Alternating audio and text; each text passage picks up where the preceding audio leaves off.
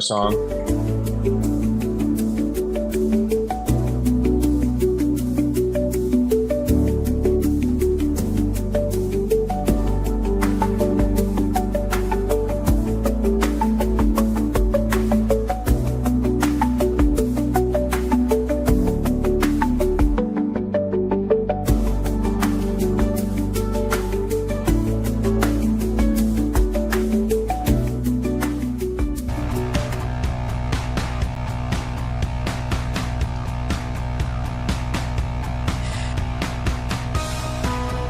Greetings, Rebel fans. My name is Jason Kelly, and this is the Let's Run podcast.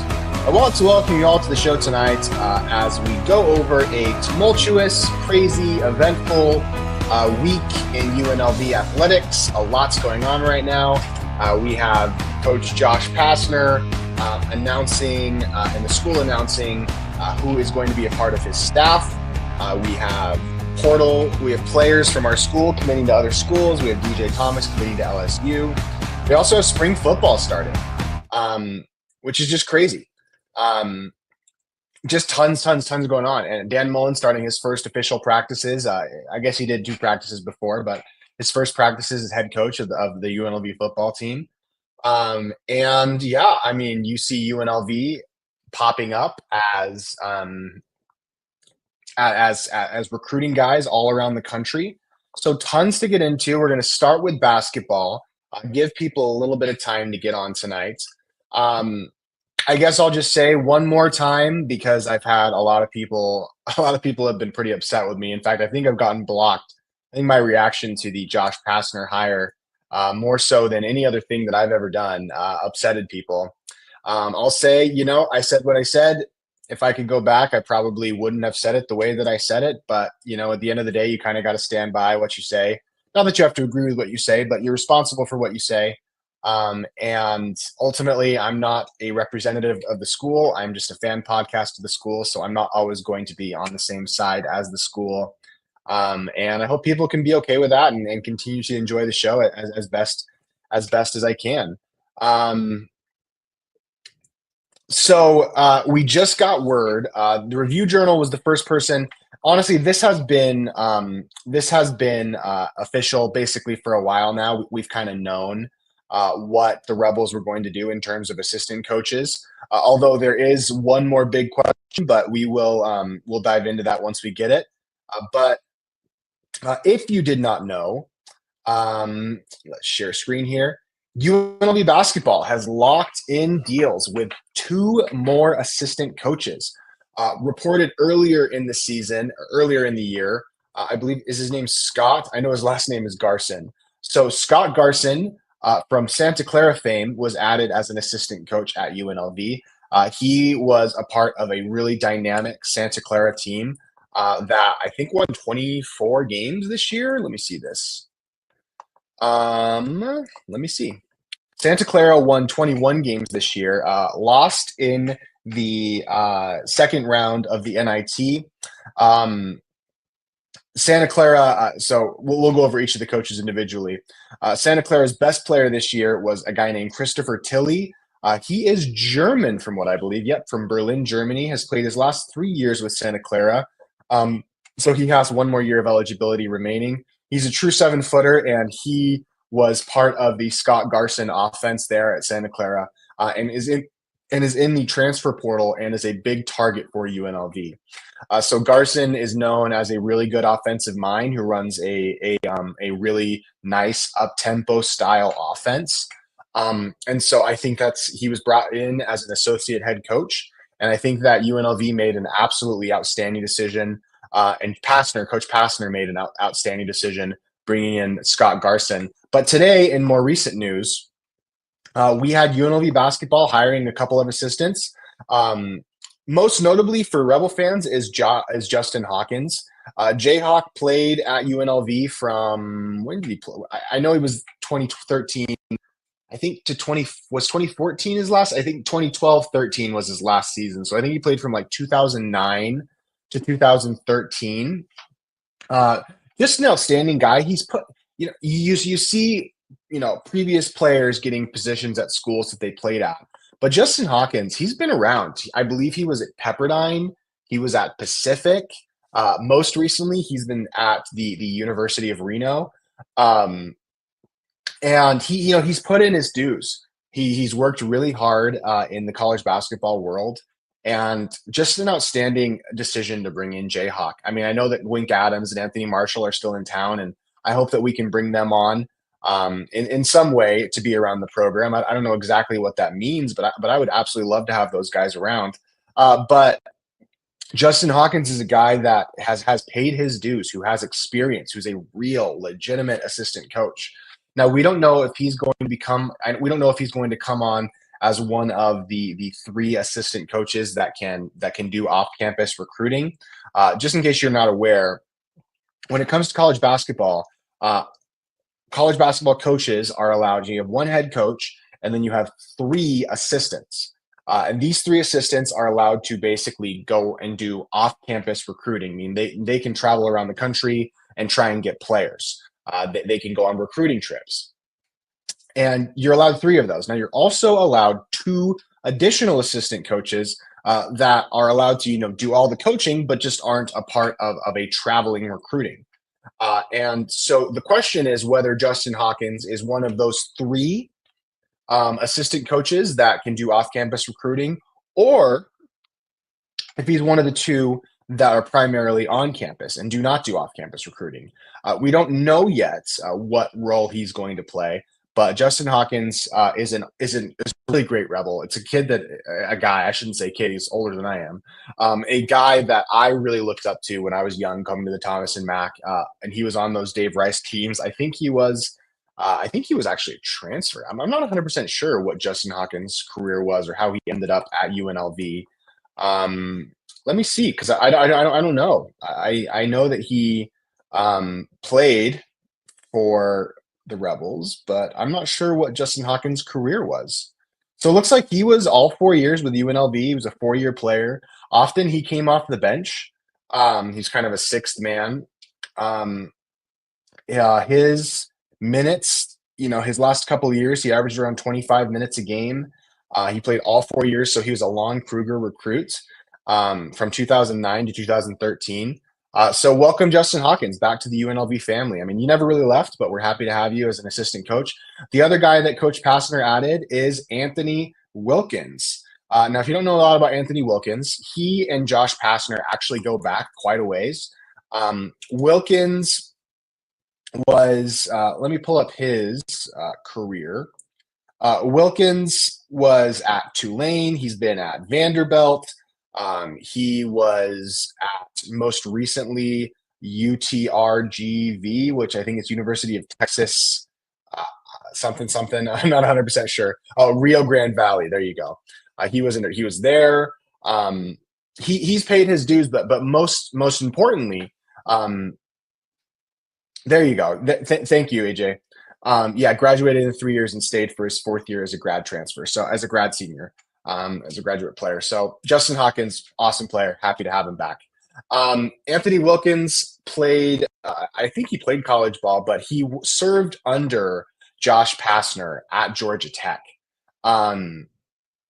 He's a guy, and he was a part of that Purdue staff that went to the final or the national championship game last year. He's a guy with serious experience who has past experience with Coach Pastner, and is, in my view, just a slam dunk get. He's a guy that, was certainly, just because of his experience, he's a guy that Pastner probably had to, spend some money on to bring over to UNLV, but considering their history, I think it's just a slam dunk. I think it's a slam dunk get, Christopher Wilkins. So between Scott Garson, Justin Hawkins, and Christopher Wilkins, Josh Pastner is putting together an extremely good staff. Justin Hawkins, it says that the role will focus on recruiting future players, cultivating current talent, and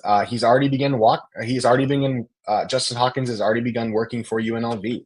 So, and then this goes through his career. He was at Pacific, and I thought he was at Pepperdine, but I guess maybe he wasn't at Pacific. But outstanding stuff.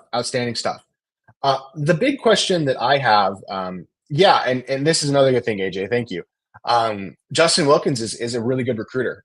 I when I looked into his reputation a little bit, people were just like, yeah, he's an awesome recruiter. And what you have to understand is at Georgia Tech, that's a tough place to recruit at. But Justin Wilkins apparently is very close with Jose Alvarado, who's an NBA player for the New Orleans Pelicans right now, and did a really good job of bringing him. And yeah, Master Rebel says it's good. It's good to see Justin Hawkins out of that Reno blue and back to Rebel red. So the biggest question that we have left now is what's going to happen with one Barrett Peary. Sorry, looks like I'm glitching out a little bit there. What's going to happen with Barrett Peary? So Coach Peary came on to UNLV at I believe Kevin's second year. So he's been there for 3 years. He's been at UNLV for 3 years. He was Kevin's lead recruiter. He was really responsible for getting a lot of the best players that played under Kevin. He has previous head coaching experience at Portland State. And he's just an outstanding guy. He's a guy who I've talked to before, who a lot of Rebel fans have talked to, who really seems to get the need to get out into the community and connect with people. He's fiercely competitive, and we don't know what his fate is yet. We have not seen him be picked up by another school. Robbie Hutton, who, Robbie, you blocked me. Not happy about that, dude. We've been friends for a while, so shouldn't have blocked me, but I get why people were mad and upset with me for my Pastner take, especially at the beginning, but, not a big fan of that decision, Robbie. But Robbie Hutton said that online that Peary was coming back, which nobody else has confirmed. It's just a rumor. Take that for what you will. He's the one that reported it, or not reported it, but said it, not me. But if we could retain Coach Peary for at least one more year to kind of transition from the Kevin Kruger era to the Josh Pastner era, I think that would be about as good of a job as you could possibly hope for Josh to putting together a staff. Big fan of that. And even if we don't keep Peary, I think it's already a pretty good staff. But if he could retain Coach Barrett Peary, I think that would just be spectacular. And so that would be my top priority, kind of locking that down and announcing it. But anyway, that's where we are with the staff. When it comes to the portal, we had our first big commitment. Isaiah Cottrell, UNLV big man, Las Vegas resident, committed to play for SUU. I think that's probably a pretty good place for him. He is a guy that has talent, and I hope that he gets all the playing time that his heart desires at Southern Utah up in Cedar City. Isaiah Cottrell is an awesome dude who is, by all accounts, just a really nice guy who was a positive force for UNLV for the last 3 years. And we wish him the best at SUU. But the bigger piece of news is DJ Thomas found a home. And, for the last 2 years, ever since we got DJ Thomas, I had always assumed that when DJ Thomas left UNLV, and I always thought, regardless of whether Kevin Kruger stayed, even if we made the NCAA tournament, I always thought that this season would be the last season of DJ Thomas as a running Rebel. But I always assumed, and many people always thought, that DJ Thomas would end up at one of two schools, either Houston or Florida, either Houston or Florida. Now, looking at both of those teams are coincidentally in the Final Four. Perhaps that's a reason why DJ Thomas didn't end up at those schools, because those schools are still playing basketball right now. Whereas LSU has kind of been a bottom feeder in the SEC for the last few years, ever since they fired Will Wade. Firing Will Wade was a big mistake for them, but I think it was mostly due to, not because of anything Will Wade had done. He was actually a great coach at LSU. It was mostly due to NCAA violations that wouldn't even be violations now. But DJ Thomas commits to LSU and does not commit to Houston and does not commit to Florida. Big surprise to me. Biggest reason why, I would say, is just because those schools have been pretty hard after DJ for a long time. So why didn't DJ end up on those rosters? Well, there's a couple reasons. It could be because those rosters, maybe didn't love DJ's performance this year, and maybe weren't as interested. No, I'm speculating here, guys, of course. Or it could be because Milos Uzan, for example, at Houston, is a junior, and I believe he's probably going to be staying at Houston next year, and so maybe the starting point guard spots at Houston is just taken. Um, we don't really know. Or it could just be LSU came in with the most money. Maybe they want to reinvigorate their basketball program. Uh, Maybe it's to do with role. Maybe LSU promised DJ a bigger role than either Houston or Florida did. But regardless, LSU is not where I would have thought he would have gone. It's not a program that's very competitive right now. Maybe they're going to spend a lot of money and make the NCAA tournament next year, but I think at LSU, the SEC is such a brutal conference. There's a chance DJ Thomas will never play in the NCAA tournament, and that's the risk he's taking by going to LSU. But I hope whatever he's doing, I hope he feels good about it, and I am very confident that he's going to do very well. And I'm looking forward to rooting for him his entire career. So to DJ Thomas, to the Thomas family, we appreciate them. We appreciate the things they did for UNLV. We wish that it could have worked out better, and we just hope that it all works out well for them in the future. Um, so that's kind of the big portal news. Jaden Henley has not committed to a school yet, although I did see that he was taking a visit to Nebraska, a Big Ten school. Don't know what kind of stock to put in that. Brooklyn Hicks was seen with the Oregon State coaching staff at the Crown Tournament today, so there's rumors that Brooklyn Hicks could maybe be on his way to Oregon State. I think that would be a very reasonable place for him to end up. Jace Whiting, we don't really have any news on. I would love to have Jace back, but I don't know if Jace would be interested in that. But I think he's a solid player, and I think that he got kind of a bad rap among UNLV fans. Somebody who will most definitely probably not be back is Rob Whaley. There was a bit of a spat between Rob Whaley and Rob Whaley's father and some UNLV fans, but not Rob Whaley's father said that Coach Pastner didn't even want to meet with Rob Whaley. I hope that's not true. I hope Coach Pastner at least met with him. But ultimately, Rob's going to do what Rob's going to do. And we wish Rob the best no matter what he does in the future. And so, yeah, that's kind of where we are with the portal, guys. There's not a lot of player updates. I hope that we can get Tilly, the big guy from Santa Clara. There's a few other players that we're targeting. A guy out of Arizona that I really like, that a lot of people really like. What's his name again? Sorry. He's a guy that didn't play last year for Arizona. He's a big man. If somebody has his name, go ahead and put it in the chat because I can't remember his name. I'd say my other favorite targets is Emmanuel Stephan, right? He's a 7-footer from Arizona. He's originally from Nigeria. And yeah, Dodger fan says it was best for both DJ Thomas and UNLV to separate. DJ Thomas is such a talented player that I don't know that I feel exactly that way, but like I guess I kind of agree with it. Like I think that with Kevin Kruger being gone and UNLV kind of starting fresh with Pastner, a fresh start's not the worst thing. And so, yeah, UNLV is targeting Emmanuel Stephan, a guy that I really hope that they can get, a 4-star player out of high school. There's a lot of players they're targeting. And I don't know if we have people on campus for visits right now. I'm not 100% sure. I think that Pastner will probably have a better look at that starting tomorrow or the day after. But I would hope that we start to get more concrete news about the guys that we're getting by the end of this week. I think that's a decent time frame, and that we should start seeing recruits. Keep in mind that there is 15 scholarship spots for UNLV, and so they got a lot of spots to fill. And so you're going to see a lot of names. Jacob Benarbi and Pop Ndiaye have not entered the transfer portal at this point.